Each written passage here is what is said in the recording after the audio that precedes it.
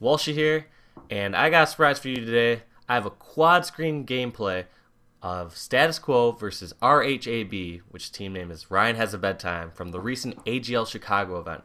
I got all this thanks to Jeesyus, and I'm really excited to do this quad screen gameplay because it's a 4v4 capture the flag and dispatch, and I'm going to be able to show you and tell you different ways that teams are able to escort their flag or stop flags and get different setups, all with every viewpoint here.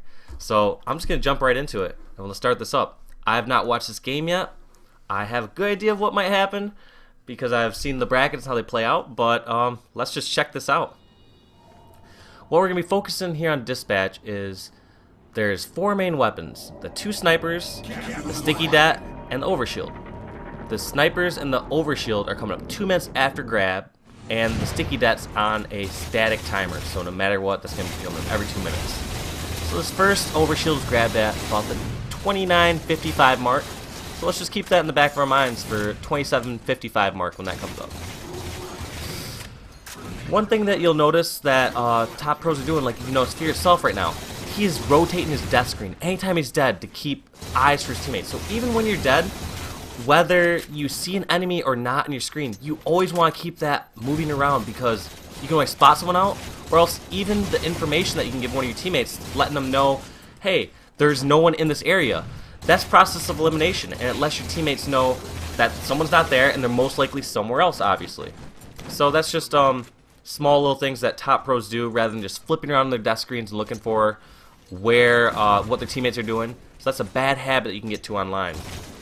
And also, what you need to be doing during death times is pressing the back button, seeing what the numbers are, letting your teammates know what the exact situation is. Because if there's 2 of you dead and 2 of the other team dead, obviously your teammates can just play it right about normal. Whereas if there's 2 of you dead and all 4 of the other teammates are up, you need to basically be hiding, waiting for your teammates to come back up. Or if you can isolate a 1 versus 1, take that fight.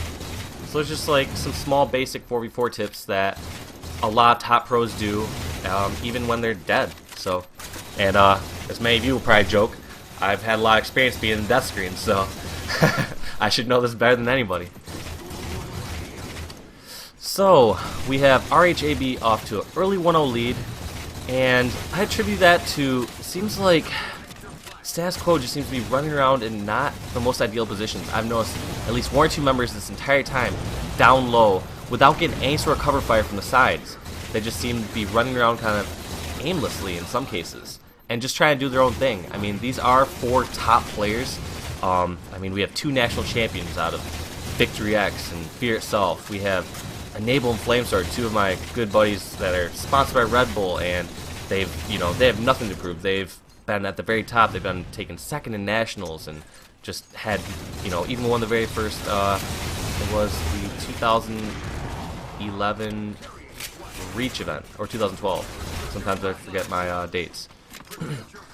So, the recent OS came up. They obviously, that's already gone, but Fear itself is doing an interesting route here. So you notice he first had his teammate escorting him from the side, and he left him right there, which I disagreed because he must have had some sort of bad communication there where he thought, alright, the majority of them are dead, and I can take the fastest route possible without getting punished for this. And so he ran down that way rather than just taking the safe side route. And now they have their flag in not the most ideal position. It's good that Victory was able to finally move it up over here, but at that moment, it was actually very scary until Victory was able to actually get on that side, because the other team, they can be at any position on the map. They can literally be on the sides, or they can be bomb middle, and every single spot they can see the map or see the flag stop. And that's one thing you have to keep in mind, where some people will think, oh, as long as I get my flag a little bit closer to our capture point, that's better. And it's not always the case. Sometimes you want to have your flag in an easy, protectable spot that if you die with it, like your teammate can grab it and be safe in that area, rather than your teammate having to give up a death just to get a touch and keep the flag alive. So we got a 1-1 game here. Many of you'll notice how long this YouTube video is, so I'm assuming this game is going to be going into overtime. So we got a long flag cap game, and we have about another 20 seconds for this OS. Now OS on 4v4 dispatch, it is, any advantage you can get is great, but I don't think that's the game-breaking one. I think really in this one, you need to be focused on getting the side and getting your snipers.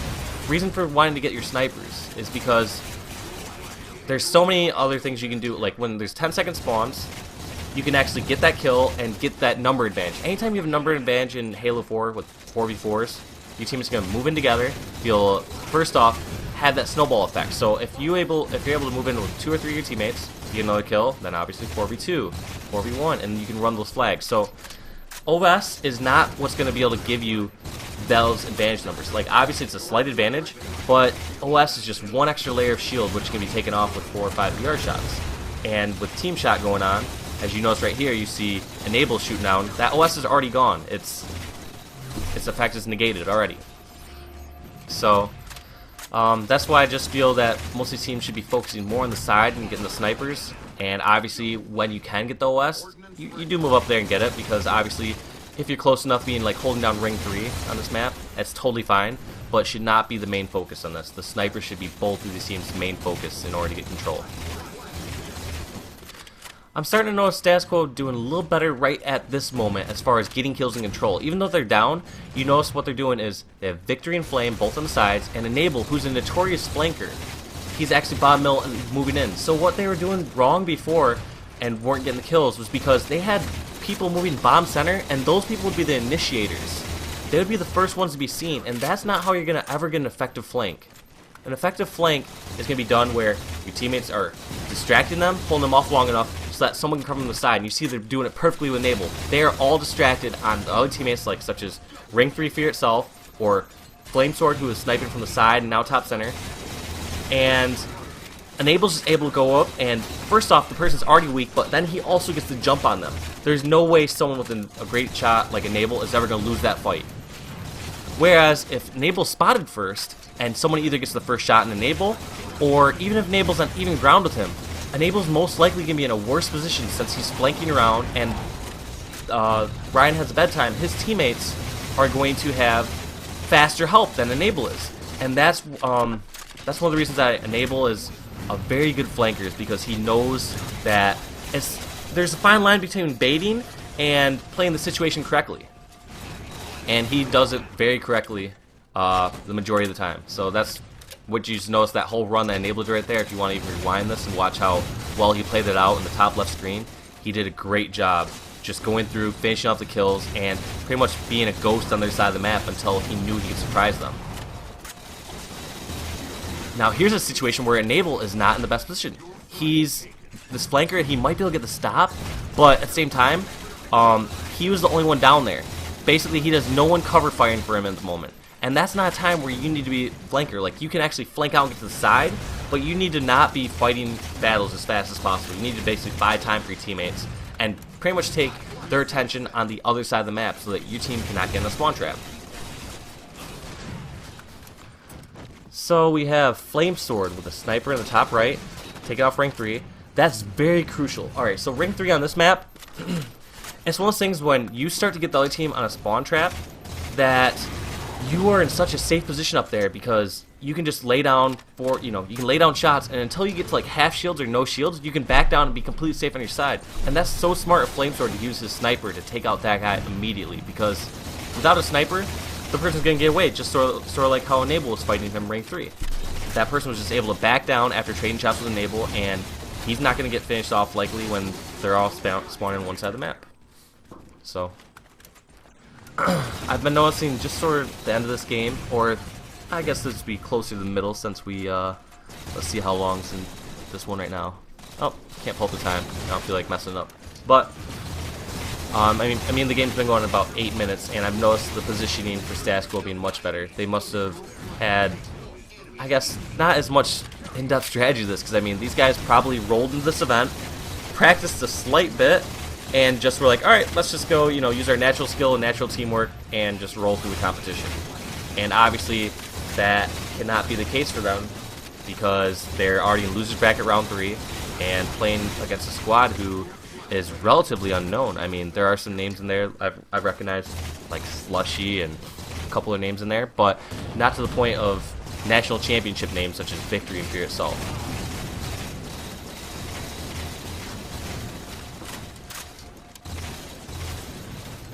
Now, once again, I'm watching Enable. I keep focusing on him because I feel like it's very very important part of the team where you have this flanker. He's someone that's easy to focus on. If you aren't, I guess here's what I'm trying to explain is, it's very easy to base how the game is going on by watching Enable, because generally, when he gets shut down early, that means they're losing their flanker. They don't have anyone up close and ready to finish off people and to stop a flag cap or even grab a flag cap.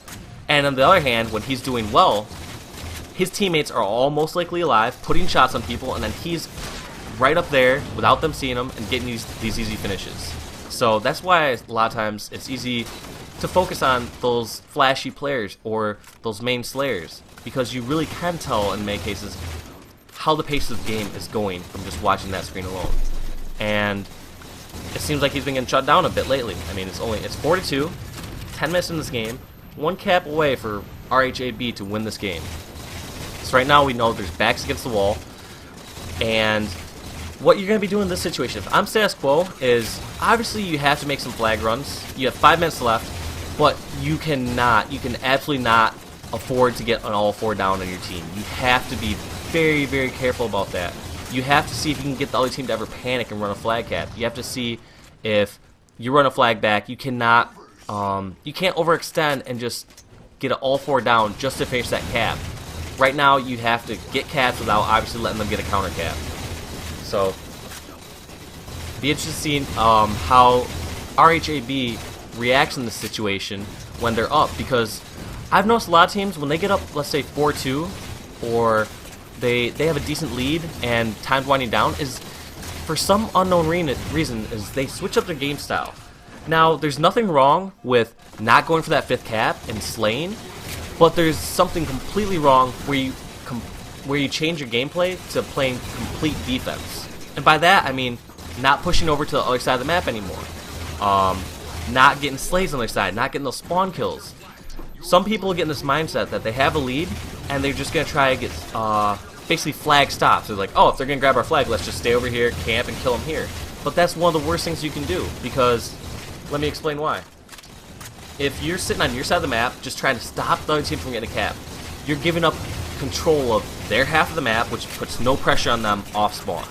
They're able to get over to your side in no time. And on top of that, when they get a kill on you, they're within grabbing distance of your flag. They're able to get a kill on you and grab the flag before you can spawn. That's a big deal. Whereas if I'm on their side of the map, let's say I'm RHAB and I'm on status quo side of the map, if you kill me, you're still more than 10 seconds away from running over to my flag and getting it. So basically, I have, in essence, 2 lives that you get to use to defend my flag.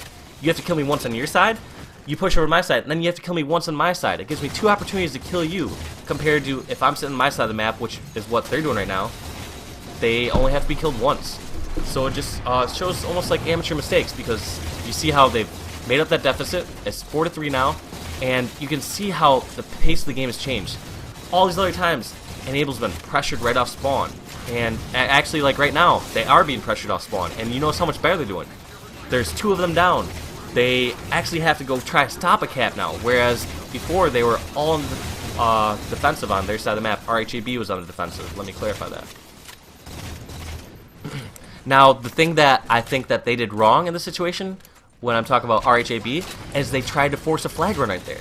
Now, there's a difference between running a flag that you know you can get, such as you have 3 or 4 down, and running a flag when it's a semi-risky cap, like let's say you only have 1 or 2 people down. Now, they have the lead. They do not have to force anything.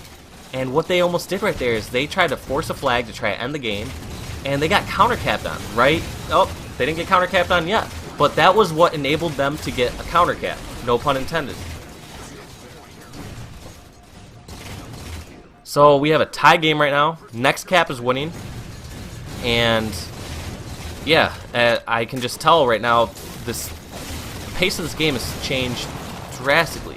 You went from the very beginning where RHAB on the offensive, running smart caps, getting kills, and then they went to this other pace of the game where they sat back, tried to defend their flag, and then they went back to the very beginning style, which is good because obviously that was effective for them in the beginning, but they need to play each situation differently. In retrospect, they would have played their offensive style the entire time until that stopped working, and when it did stop working, then they still play an offensive style where they're not running the flags anymore, because offense is what's going to keep them on their side of the map.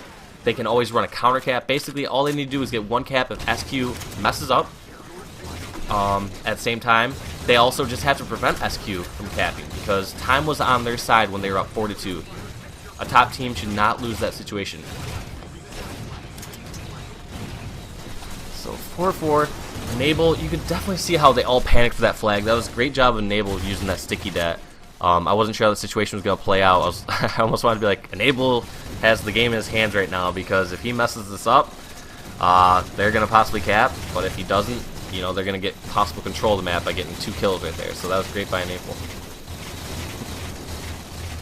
And one theme I want to say, if you ever went through and rewatched this, is you notice kind of how they do have these semi-roles I was talking about, where they're not clearly defined roles, but top players have these tendencies, such as Enable, flanking around the whole time. You have Victory, Fear, or Flame, a lot of times on the sides, putting shots in. Obviously, they aren't restricted completely to the sides of the map the entire time, in the same sense that Enable right now has Sniper, and he's the one laying down shots and staying on the sides. But they do play that, you know, to their strengths, and they also know what their weaknesses are, and they want to play those to their best effort. So, grim situation right here. You know, it's Victory. Look, he's just sitting around hiding, waiting for a little bit, seeing if he can isolate a 1v1 when his teammates were down. He had 2 of his teammates down. And when that case, you just want to either hide and buy time for your teammates, or if you can isolate that 1v1, just take it, because if your teammates aren't coming back for 10 seconds, especially if you're on the other side of the map, isolate that 1v1 so you can go 1 for 1, and that actually evens it out for your team. That's actually a very great trade. I would take, if 2 of my teammates were dead and the other team was fully alive, I'll take 1 for 1 any day.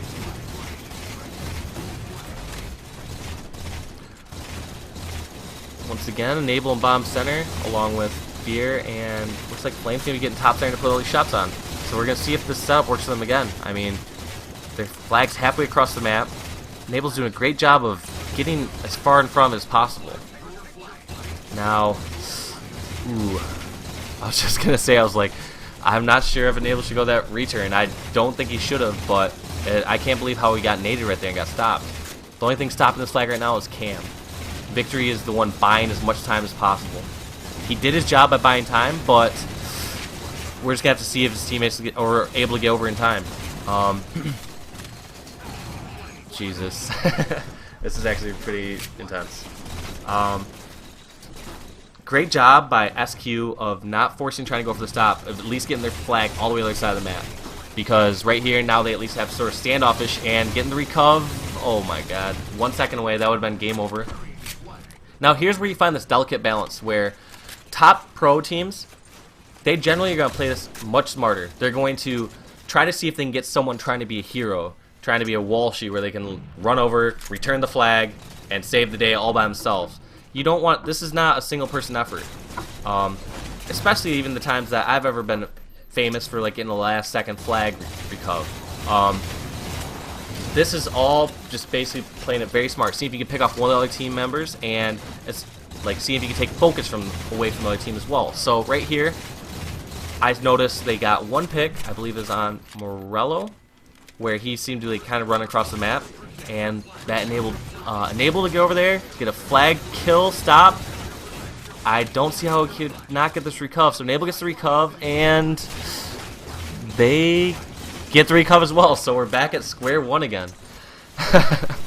That's pretty ridiculous. I assumed a standoffish situation like that, someone was just gonna get the recov, this game was gonna be over, and yeah, I had no idea that was gonna happen. But so Fear gets the kill, and I think it's pretty smart that he's just grabbing the snipe and not worrying. I don't know, it's not that big of a deal to get the recovery when your flag's only a few feet away from your spawn point.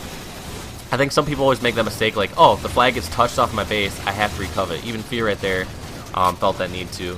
But unless you're running it back, like, you can just go on and not waste those extra 3 or 4 seconds and go do whatever's more important to your team. So we have both flags here. Let's see. That's a good idea to get the touch. OS just instantly melted. It's not as important as we thought before. Now this is a great job. Fear yourself. He is sitting out in front. He does not want to wait for someone else to find his teammate first. he got there, scoped it out, checked out shots, was also ready to just dive on it if his teammate died. So that was a good way to train in the last cap. So yeah, this was my first quad screen gameplay. I hope you guys enjoyed it. Right here, there's a few links. Arena Gaming, which had this recent event in Chicago and has many other events planned. Please check them out.